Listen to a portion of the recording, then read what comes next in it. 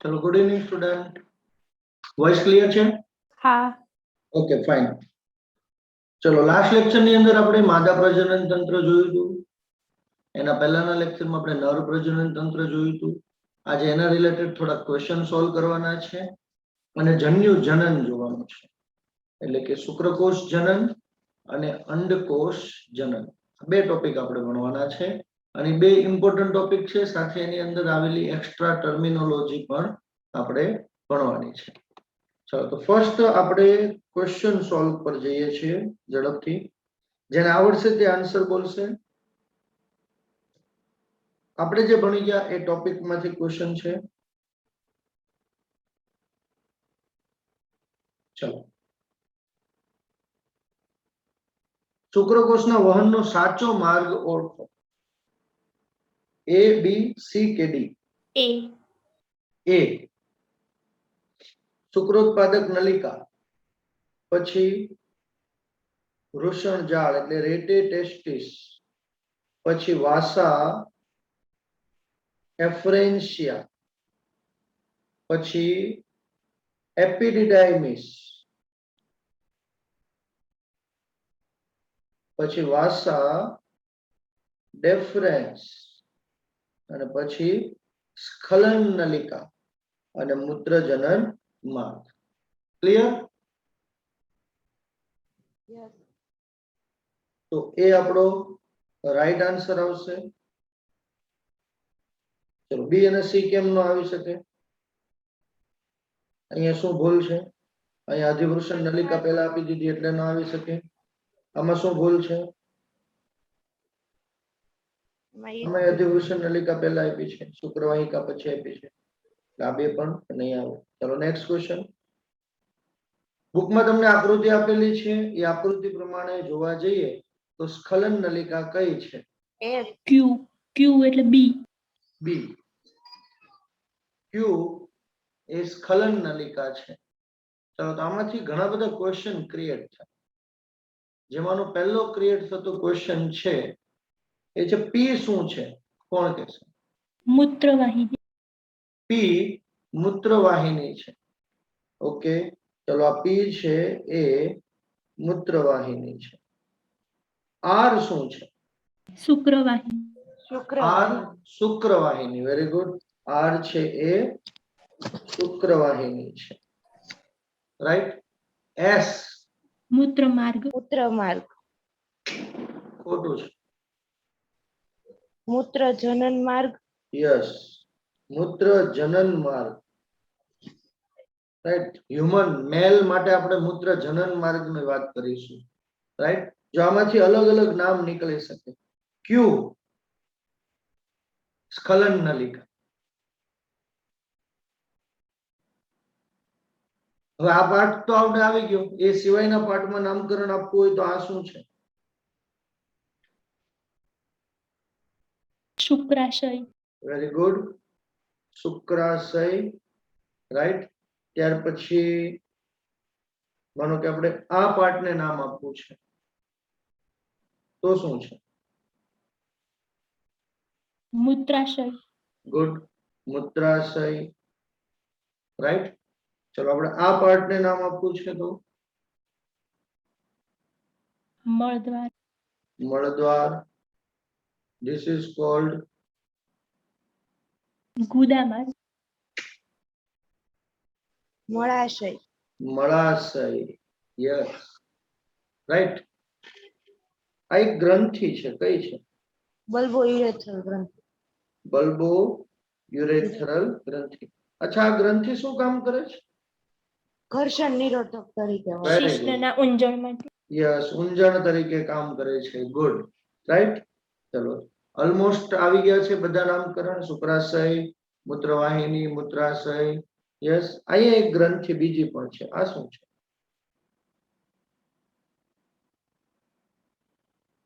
Prostate. Prostate. Yes, this cold prostate gland. તો prostate ગ્રંથિ. તો almost મોટા ભાગના પાર્ટ આવી ગયા છે. આ શું છે?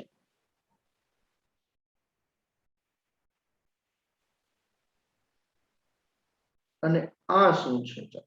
આ બે પાર્ટ કયા છે? અગ્ર ત્વચા અને ઉપર છે શિશ્નાગ. યસ, આજને આપણે કહીશું શિશ્નાર્ગ ગ્રહ અને આ અગ્ર ત્વચા જેને આપણે ફોર સ્ક્રીન કહે છે. રાઈટ, આ પાર્ટ વૃષણ કોથળી. યસ, વૃષણ કોથળી અને ધીસ ઇઝ કોલ્ડ અંડપિંડ, શુક્રપિંડ. શુક્રપિંડ.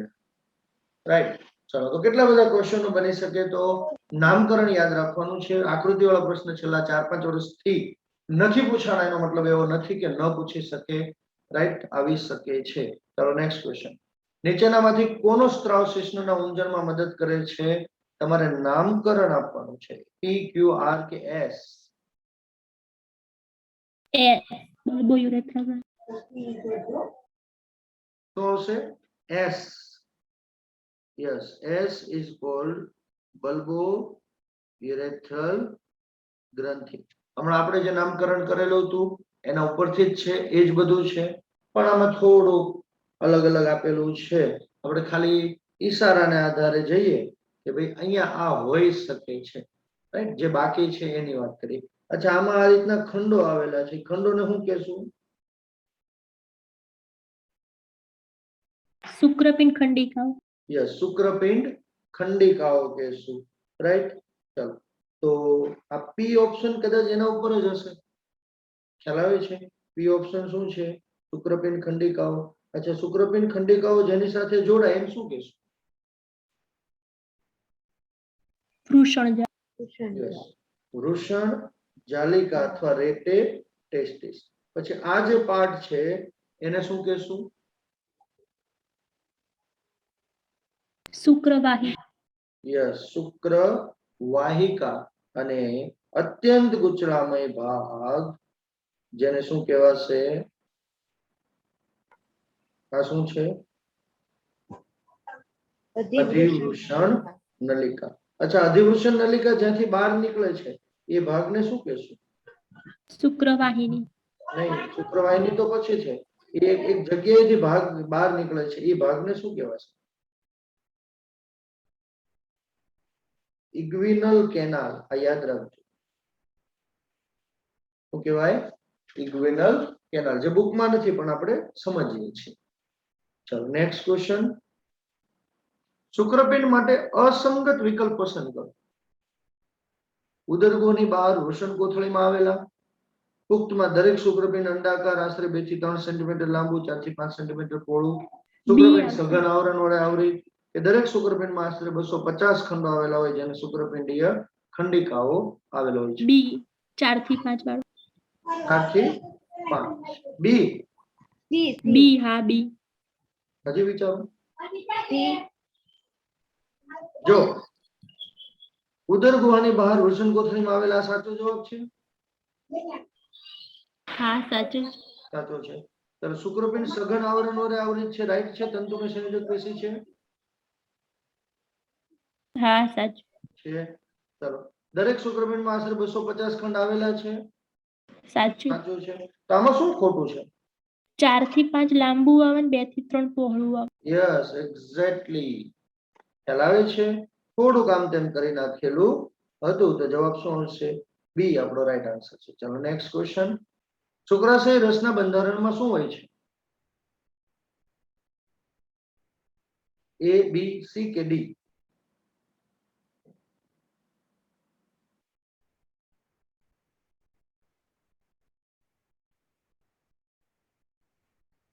શુક્રાશય રસના બી આવશે બી.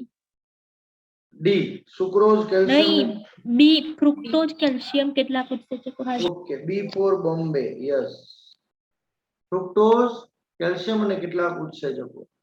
રાઈટ, ગેરહાજર નહીં હોય, હાજર આવશે. એટલે ગેરહાજર વાળા ઓપ્શન નીકળી ગયા. હાજર ની અંદર સુક્રોઝ આવી ગયું, સુક્રોઝ નહીં આવે, ફ્રુક્ટોઝ આવશે. એટલે ફ્રુક્ટોઝ આપણી પાસે બી અને બધા આન્સર સેટ થાય છે. ચલો નેક્સ્ટ. નીચે આપેલ સ્તર બાળ પ્રસવની ક્રિયા માટે જવાબદાર છે. માયોમેટ્રિયમ. Very good, માયોમેટ્રિયમ.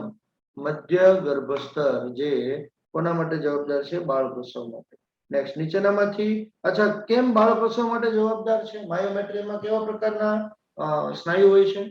અરેખિત અરેખિત થાય અરેખિત. સંકોચન વેરી થતું. ગુડ. એટલે કે સરળ સ્નાયુઓ હોય છે. ચલો નેક્સ્ટ. નીચેનામાંથી કયું માદા જનનાંગ પુરુષના શિશ્નને સમકક્ષ છે? ભગ ભગ્ન શિશ્નિકા શિક્ષિકા. યસ, ભગ્ન શિશ્નિકા. જેને ઇંગ્લિશમાં શું કહીએ છીએ આપણે? ક્લિટોરિસ ક્લિટોરિસ. તમે ઇંગ્લિશનો ક્વેશ્ચન પણ પૂછી શકે છે. ચલો નેક્સ્ટ ક્વેશ્ચન. ખાલી જગ્યા ઘણીવાર મૈથુન કે સમાગમ દરમિયાન ફાટી જાય છે. યુનિપટલ યસ, યોનિપટલ. ઇંગ્લિશમાં શું કહેવાશે? Hymen hymen. Very good. ચલો next question.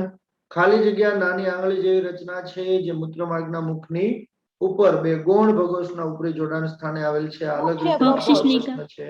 Yes, exactly right. અલગ રીતે પૂછેલો પ્રશ્ન છે. ચલો નેક્સ્ટ.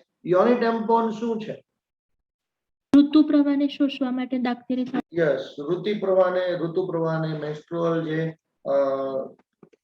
સ્ત્રાવ થાય છે, સિક્રેશન છે, એને શોષવા માટેનું સાધન છે.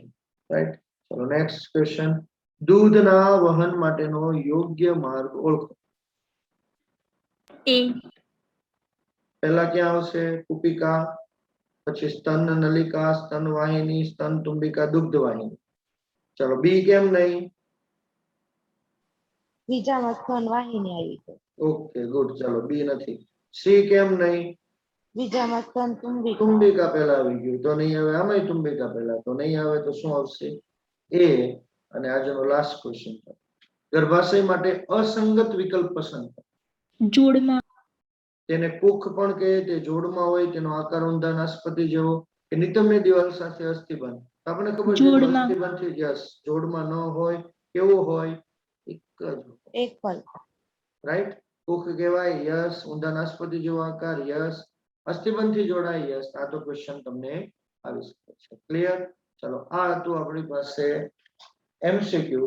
હવે આપણે જઈએ છીએ આપણા ટોપિકમાં, જેનું નામ શું છે?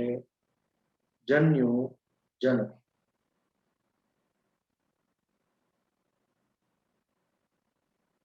જન્યુનું નિર્માણ થાય એને જન્યુ જનન કહેવાય. સિમ્પલ. જનન એટલે બનવું. કોનું બનવું? જન્યુ. ઇંગ્લિશમાં જન્યુને આપણે ગેમેટ્સ કહીએ. એટલે ગેમેટોજેનેસિસ. ક્લિયર છે? તો શુક્રકોષ જનન અને અંડકોષ જનન સમજો. મુખ્ય પ્રજનન અંગો કયા હતા?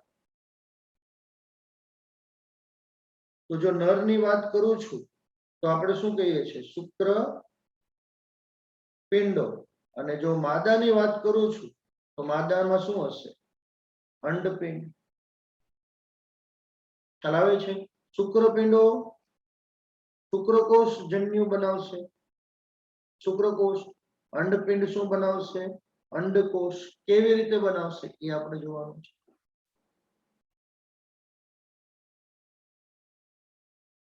અહીંયા પોઈન્ટ્સ ખાસ ધ્યાન રાખજો. શુક્રકોષ એ 4 થી 5 દિવસ સુધી જીવિત રહી શકે. જ્યારે અંડકોષ 24 કલાક થી 48 કલાક સુધી મેક્સિમમ 48 કલાક સુધી જીવિત રહી શકે. એક નર એના સમગ્ર જીવનકાળ દરમિયાન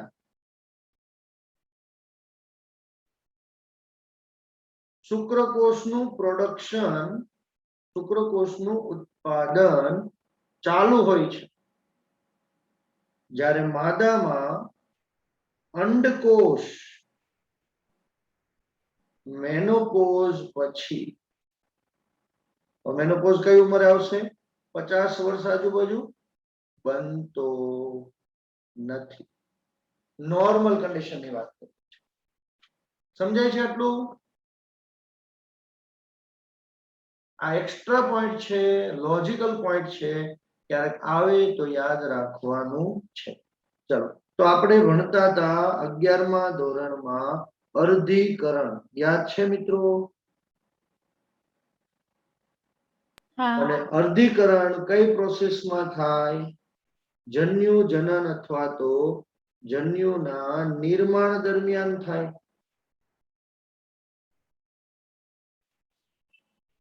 ખ્યાલ આવે છે?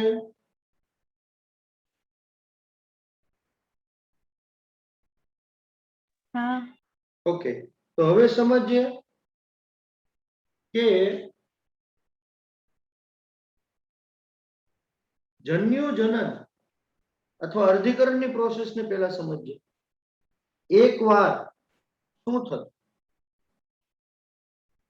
ડીએનએ ડબલ એટલે કે રંગસૂત્ર દ્રવ્ય ડબલ થતું અને 2 વાર અર્ધીકરણ થતું. માનો કે હું લખું અર્ધીકરણની વાત કરી, આ એક કોષ છે જે 2C2N છે. તો હવે આ કોષ ક્યાં જશે? આ કોષ જશે જીવન અવસ્થા, પછી G2S અને G2 પૂરું કરે એટલે આ કોષ થઈ ગયો હવે શું? તો કે 4C અને 2A. હવે એનું પ્રથમ અર્ધીકરણ થાય. શું થાય? પ્રથમ અર્ધીકરણ. અચ્છા, પ્રથમ અર્ધીકરણે શું થાય? તો કે અડધું અડધું વહેંચાય તો 2C અને N થાય. તો આપણે ખબર પડે સાહેબ અહીંયા N કેમ થયું? કારણ કે અહીંયા વ્યતિકરણ થાય છે. 2N તો એને કહેવાય જેની પાસે માતા અને પિતા બંનેના સંપૂર્ણ રંગસૂત્રો હોય. અહીંયા તો વ્યતિકરણ થયું, એકબીજાની આપલે થઈ એટલે એમ કહીએ.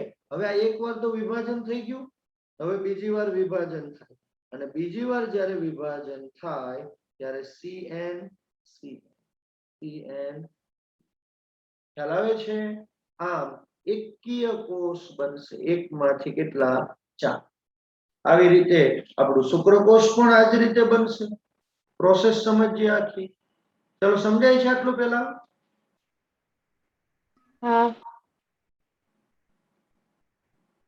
ચલો, તો હવે સમજો એની પ્રોસેસ શું છે. શુક્રકોષ જનનની પ્રોસેસ ક્યારે શરૂ થાય? યૌવનના શરૂઆતમાં, જેને પ્યુબર્ટી એજ કહેવાય. નરની અંદર 12 થી 13 વર્ષે સામાન્ય, મોસ્ટલી 14 આવે, 12 થી 14 પણ મોટા ભાગે 13 થી 14 જ લઈએ કે 13 થી 14 વર્ષે સ્ટાર્ટ થાય. શું? તો કે સ્પર્મેટોજેનેસિસ, શુક્રકોષ જનન. કેમાંથી ઉત્પન્ન થશે? તો કે આપણા જે શુક્રપિંડ છે એ શુક્રપિંડમાં અપરિપક્વ નર જનન કોષ હોય જેને આદિ શુક્રકોષ પણ કહેવાય.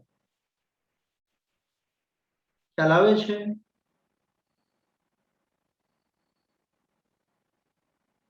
Hello, okay. હવે આ બધા ક્યાં આવેલા હશે? આ બધા આવેલા હોય શુક્રોત્પાદક નલિકાની અંદર.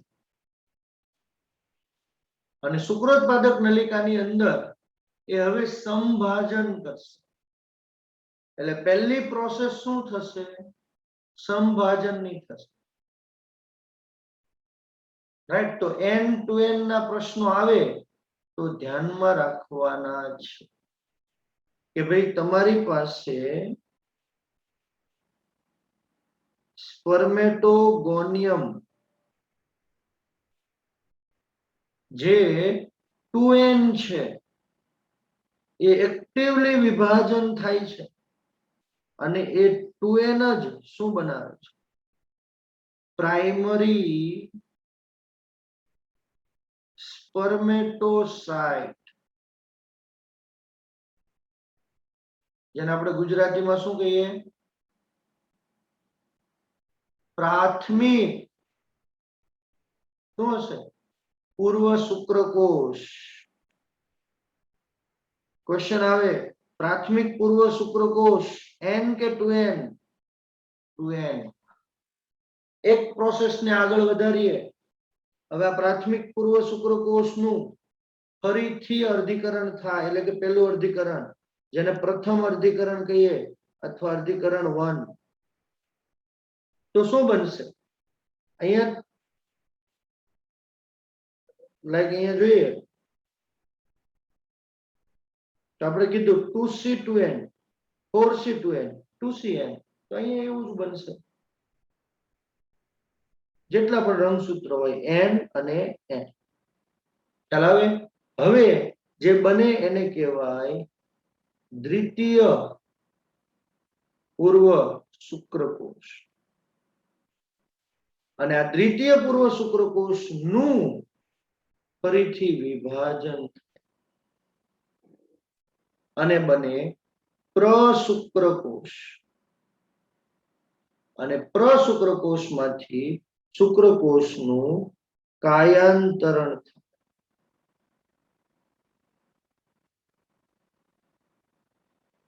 અને આને આપણે આ પ્રોસેસને કહીશું વિભેદીકરણ અથવા કાયાંતરણ. અને ફાઇનલી પ્રશુક્રકોષમાંથી શું બની જાય? શુક્રકોષ. ખ્યાલ આવે છે મિત્રો? તો પ્રશુક્રકોષ કેવો હશે? N હશે. કેમ? તો કે N માંથી N થયું તો આપણે શું કહીએ? સમભાજન અથવા સમસૂત્રી ભાજન. રાઈટ? અને ફાઇનલી શુક્રકોષ બને છે. તો આ તો આપણી પાસે શુક્રકોષ જનન. સમજાય છે મિત્રો? યસ. ઓકે, ચાલો. તો હવે શુક્રકોષ જનનની પ્રોસેસ શું છે એ ખ્યાલ આવી ગયો કે ભાઈ ક્યાં આવેલા હશે આ બધું? આ બધું શુક્રોત્પાદક નલિકામાં હોય બધું જ. હવે શુક્રોત્પાદક નલિકાની અંદર કયા કોષ હતા બીજા? સર્ટોલી સેલ. કયા હતા? સર્ટોલી સેલ, જે એને પોષણ આપતા હતા. સમજાય છે?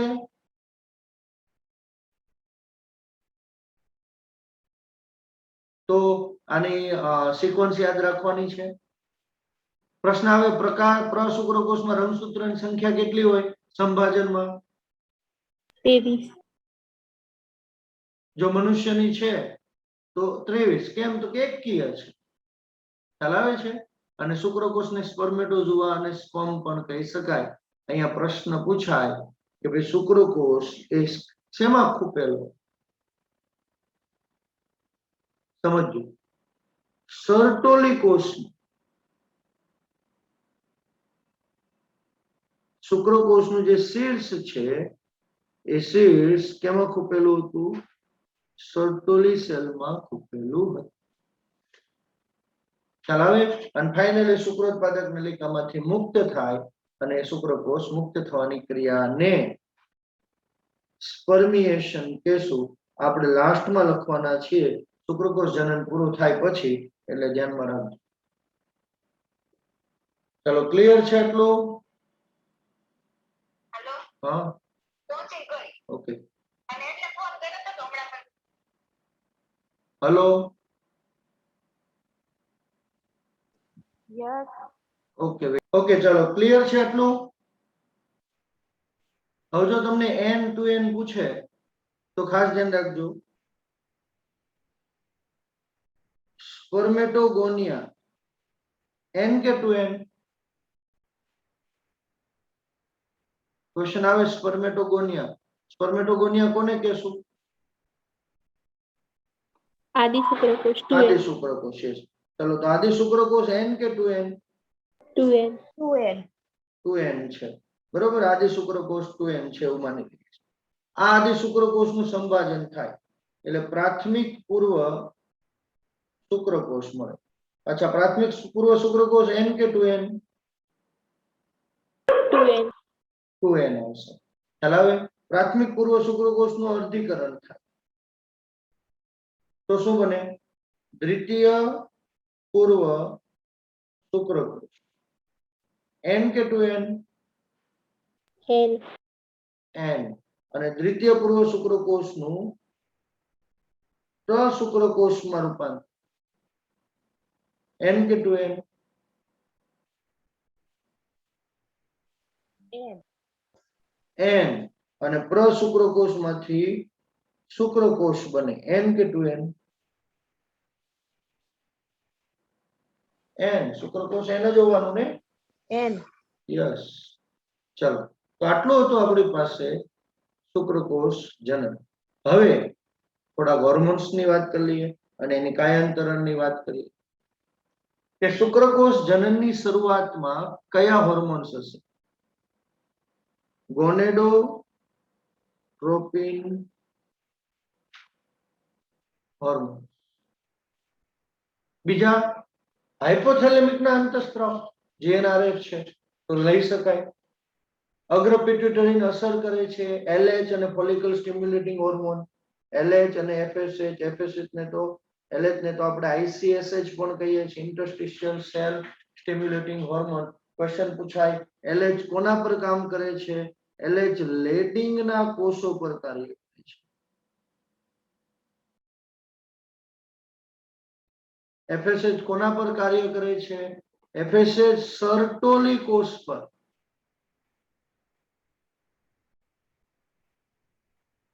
કાર્ય કરે છે. ખ્યાલ આવે છે? ક્વેશ્ચન પૂછાય શું કરે છે FSH? તો FSH શુક્રકાયંતરણની જે પ્રક્રિયા છે એમાં મદદ કરતા કેટલાક કારકોના સ્ત્રાવને ઉત્તેજે છે. રાઈટ, આ યાદ રાખવાનું છે કે તે કેટલા કારકોના સ્ત્રાવને ઉત્તેજે છે. Okay,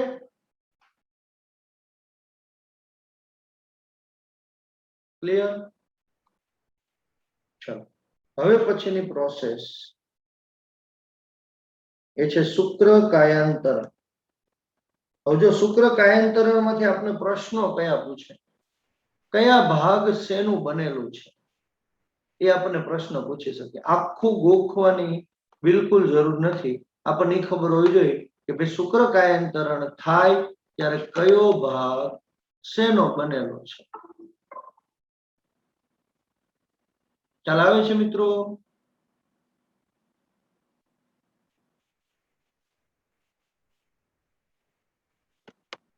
hello,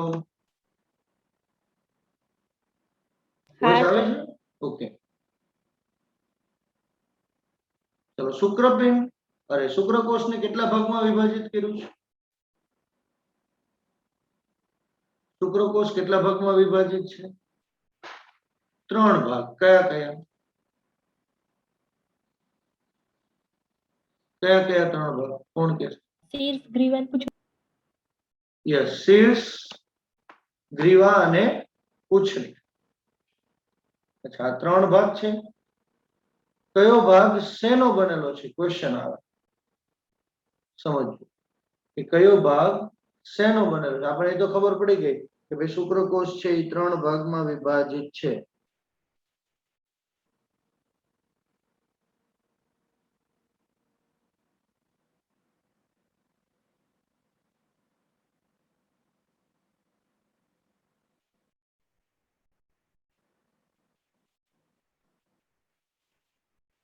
right, શીર્ષ, Greeva. Greeva વાળો પાર્ટ કયો હશે?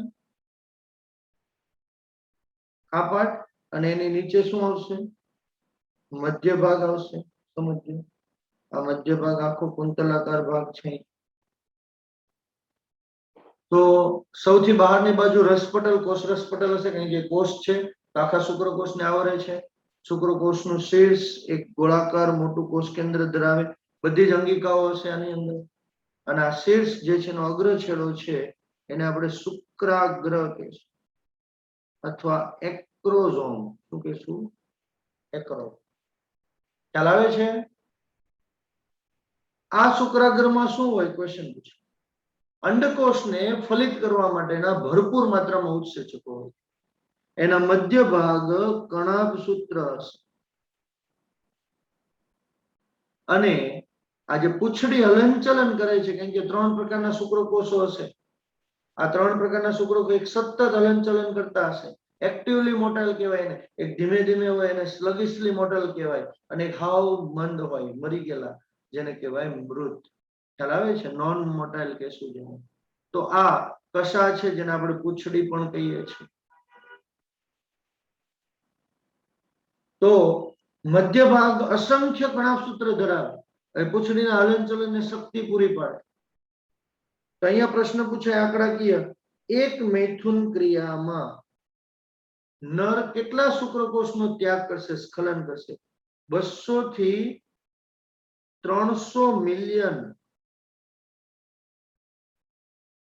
શુક્રકોષોનો ત્યાગ કરે છે. તો આ 200 થી 300 મિલિયન જે ઉત્પન્ન થાય છે એમાંથી 60% શુક્રકોષ કેવા હોવા જોઈએ?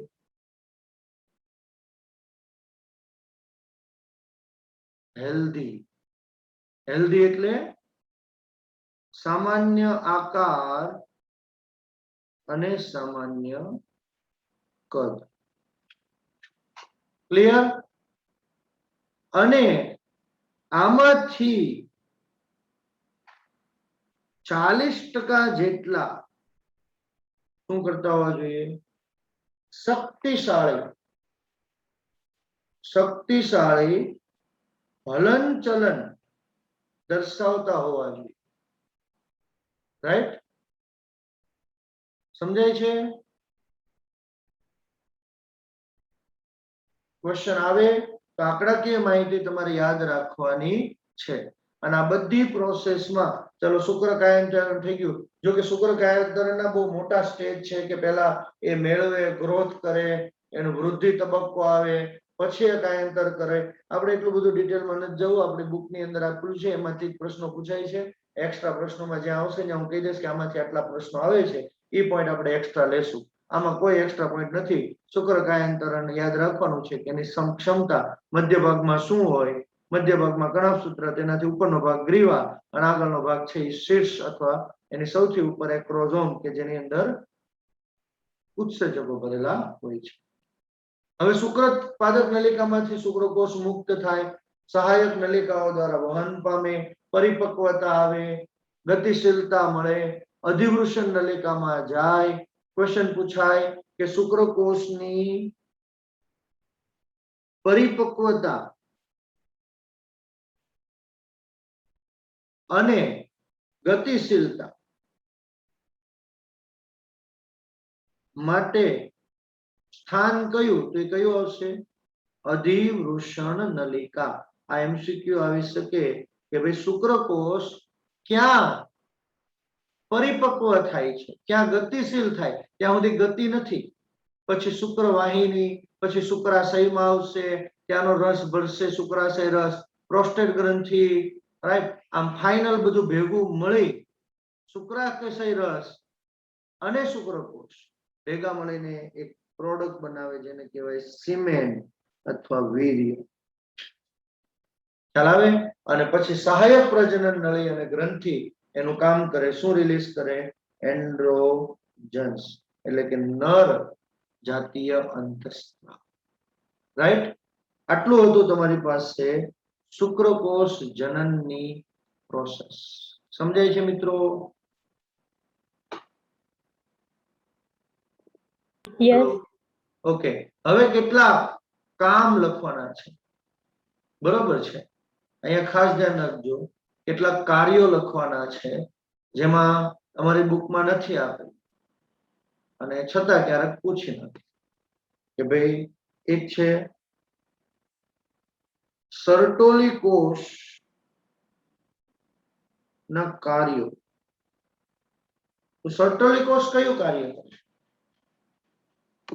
આપણને એમ થાય ને કે સર એક સ્ખલનમાં જો આટલા બધા શુક્રકોષ નીકળતા હોય અને ફ્રેશ જ હોય છતાંય જો આટલા બધા મૃત હોય તો મરી ગયેલા હશે, જતા ક્યાં હશે? તો સર્ટોલી કોષ શું કરે? ઈજાગ્રસ્ત થયેલ અથવા મૃત ભક્ષક મૃત શુક્રકોષનું ભક્ષણ કરે. કોણ? સર્ટોલી. સમજજો. બીજું કે ઇન્હિબિન. આંતસ્ત્રાવો ઇમ્પોર્ટન્ટ છે બંને, ઇન્હિબિન અને એન્ટીમુલેરિયન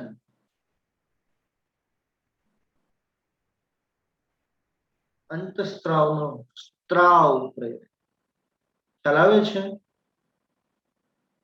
અને ટેસ્ટોસ્ટેરોન માંથી આ સર્ટોલી કોષ ઇસ્ટ્રોજનનું સંશ્લેષણ શેમાંથી કરશે? ટેસ્ટોસ્ટેરોન માંથી કરશે. રાઈટ? તો આ પોઈન્ટ ધ્યાનમાં રાખવાના છે. જે કાર્યો કોના હતા? સર્ટોલી કોષના. ક્લિયર છે મિત્રો?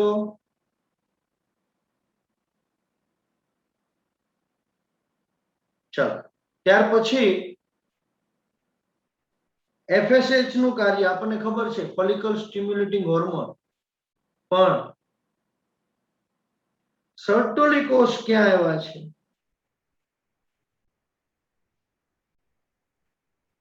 શુક્રોત્પાદક નલિકા. શુક્રોત્પાદક નલિકામાં જે સર્ટોલી કોષો છે એની સાથે FSH રિસેપ્ટર જોડાય. ફોલિકલ સ્ટિમ્યુલેટિંગ હોર્મોન નું રિસેપ્ટર જોડાય, વૃદ્ધિ થાય. સ્ક્રીન દેખાય છે? હા. ઓકે. વૃદ્ધિ થાય અને શેનો સ્ત્રાવ કરે? તો કે એક પ્રોટીન નો સ્ત્રાવ કરે, ABP. જેને કહેશું એન્ડ્રોજન બાઇન્ડિંગ પ્રોટીન. ખ્યાલ આવે છે મિત્રો?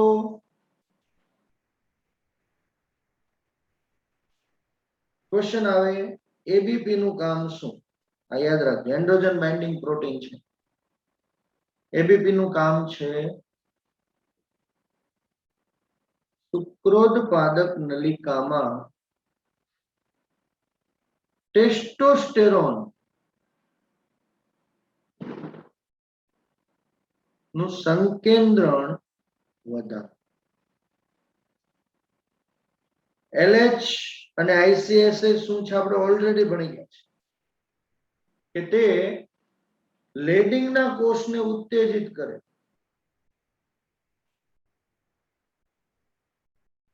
એટલે શું થશે? ટેસ્ટોસ્ટેરોન નો સ્ત્રાવ થશે.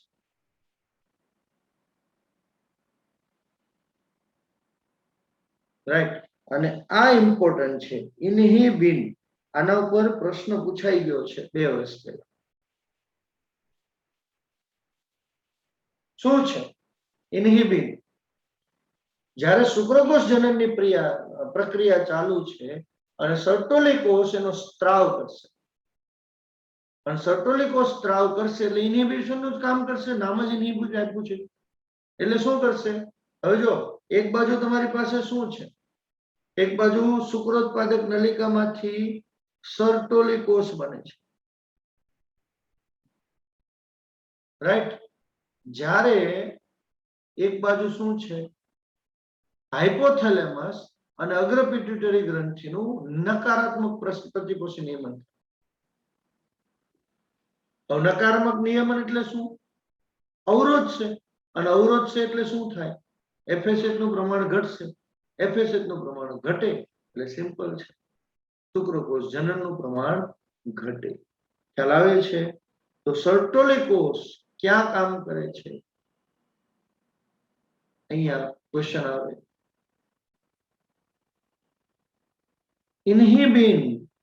ઇન્હિબિન ઉત્પન્ન કરશે. સમજાય છે?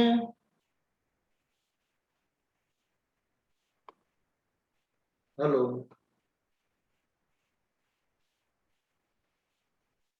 ચલો, આટલું હતું આપણી પાસે શુક્રકોષ જનનની પ્રોસેસ. હવે અંડકોષ જનન. તો જો અંડકોષ જનનની પ્રોસેસ આપણે ભણી લઈએ છીએ કે ભાઈ અંડકોષ કેવી રીતે બને છે, કેટલી પુટિકાઓ છે, એના ડિટેલ વાળા પોર્શન ને છે ને આપણે નેક્સ્ટ લેક્ચરમાં સમજવાનું છે. તો જો અંડકોષ જનનમાં તમારી પાસે શું હોય? માતૃજનન કોષ. અચ્છા, અહીંયા ધ્યાન રાખજો ખાસ કે ક્યારેય પણ જે અંડકોષ જનન માટે માતૃ અંડકોષ જોઈ છે એ જન્મ પછી બનતો નથી. આ ખાસ ધ્યાન રાખજો.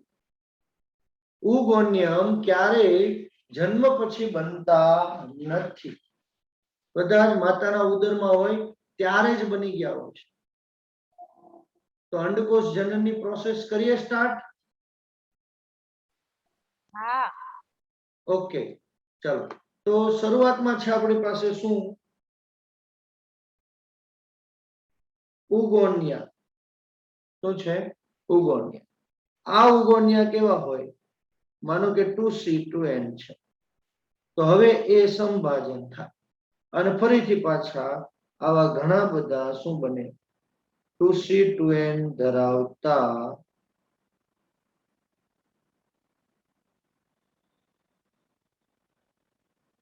આને શું નામ આપીશું?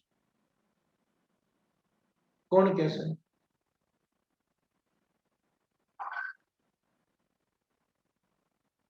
શું નામ આપીશું?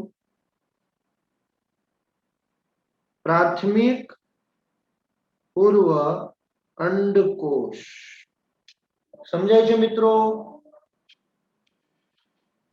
હા તો પ્રાથમિક પૂર્વ અંડકોષ. પ્રાથમિક પૂર્વ અંડકોષ N કે 2N? 2A. 2N. હવે આ પ્રાથમિક પૂર્વ અંડકોષનું અર્ધીકરણ થાય તો અર્ધીકરણ 1 થયું. અહીંયા ખાસ ધ્યાન રાખજો, અર્ધીકરણમાં એક બનશે પુટિકા, જે દ્વિતીય પૂર્વ અંડકોષ તરીકે ઓળખાય, અને એક બનશે ધ્રુવકાય, જેનો રોલ સ્પષ્ટ નથી.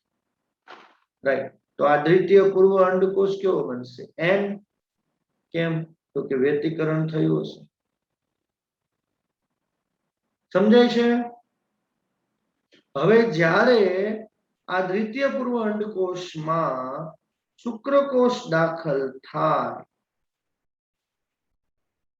ચલાવે છે, ત્યારે તે અંડકોષમાં રૂપાંતર થાય, અર્ધીકરણ. સમજાય છે મિત્રો?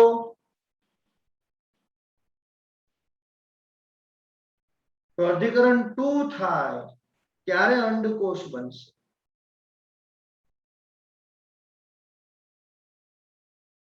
રાઈટ. અને અહીંયા બની જશે દ્વિતીય ધ્રુવ. તો આ પ્રોસેસ હતી. કેવી રીતે થાય છે આ પ્રોસેસ? આ બહુ ઇમ્પોર્ટન્ટ છે. માદાના ફેલોપિયન ટ્યુબ ની અંદર જે આવે છે, અહીંથી ગર્ભાશય અંડપિંડ તોડીને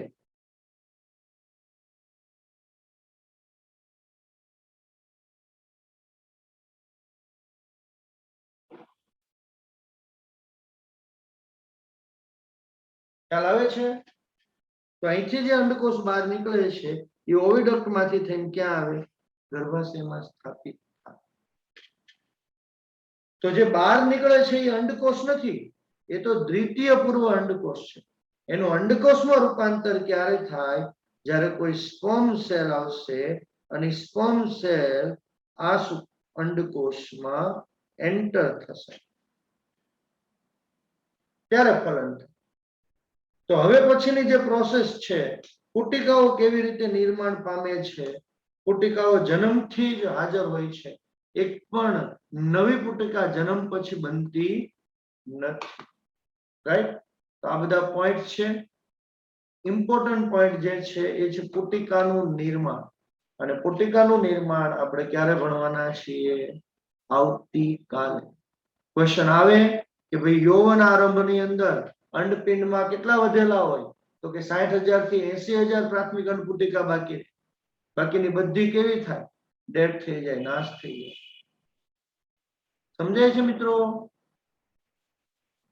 યસ રાઈટ. ચાલો. તો એ કેવી રીતે રહે છે પુટિકા? પ્રાથમિક પુટિકા કેવી રીતે બને છે? દ્વિતીય પુટિકા કેવી રીતે બને છે? તૃતીય પુટિકા કેવી રીતે બને છે? એક આખી થિયરી રિક્વાયર્ડ થાય, અને દરેક થિયરીમાં આપણે એની ફિગરને ધ્યાનમાં રાખી અને ભણતું જવું પડે છે. એટલે એને આપણે લેશું ક્યારે? આવતીકાલે. ક્લિયર છે? હા. આજના લેક્ચરની અંદર આપણે ફક્ત શુક્રકોષ જનન, શુક્રકાયાંતરણ અને અંડકોષ જનનનો બેઝિક ફોર્મ્યુલા ભણેલા છે. આમાંથી પ્રશ્નો કયા કયા આવી શકે? પ્રશ્નો આંકડાકીય આવી શકે, N to N વાળા પણ લોજિકલ ક્વેશ્ચન આવી શકે, અથવા તો સમજો આખી થિયરીમાં પણ થિયરી મારો 12મા થિયરી આપી છે તો થિયરી આપવાના છો બધા એ થિયરીમાં કામ લાગશે કે ભાઈ નરમાં શુક્રકોષ જનન સમજાવો તો અગત્યના પોઈન્ટ બધા તમને મોસ્ટલી લખાઈ દીધા છે બે ત્રણ એક્સ્ટ્રા પોઈન્ટ પણ લખેલા છે એ કવર કરી લેજો એન્ટીમ્યુલેરિયન અંતઃસ્ત્રાવ કોને કહેવાય શું કામ કરે છે આ બધા અંતઃસ્ત્રાવની આપણે વાત કરેલી છે ચાલો કોઈ ક્વેશ્ચન ક્વેરી છે નહીં ઓકે અને અત્યારે બાયોલોજીના લેક્ચર અહીંયા પોઝ કરીએ આવતીકાલે અંડકોષ જનનની આખી પ્રોસેસ ભણવાની છે અને પછી જ્યારે આપણે ભણશું ત્યારે ઋતુચક્ર પોસિબલ હશે જો કાલે ઋતુચક્ર પણ લઈ લેશું એક કોન્સેપ્ટ છે ઋતુચક્ર બીજું કંઈ નથી અને એના અમુક પોઈન્ટ્સ ને તમારે યાદ રાખવાના છે બરોબર છે ચલો અહીંયા સુધી આપણે રાખીએ છીએ લેક્ચર ને અહીંયા ક્લોઝ કરીએ થેન્ક યુ